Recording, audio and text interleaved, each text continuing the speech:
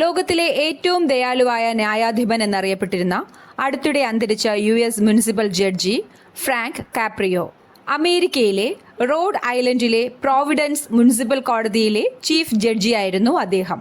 India England test പരമ്പര വിജയികൾക്കുള്ള പട്ടൗഡി ട്രോഫിയുടെ പുതിയ പേര് സച്ചിൻ ആൻഡേഴ്സൺ ട്രോഫി.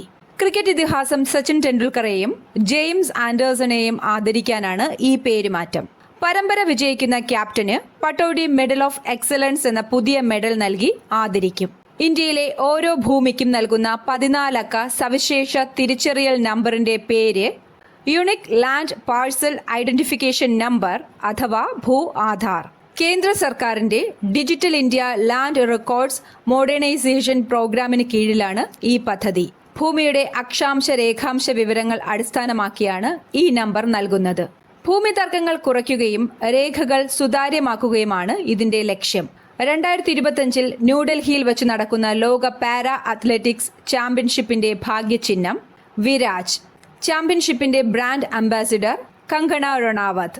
2025 യോഗ ദിനത്തിലെ പ്രമേയം yoga for one earth one health, ഒരു ഭൂമി ഒരു ആരോഗ്യം എന്നതിനായി യോഗ. 2025 നടന്നത് 11ാമത് അന്താരാഷ്ട്ര യോഗാ ദിനമാണ്.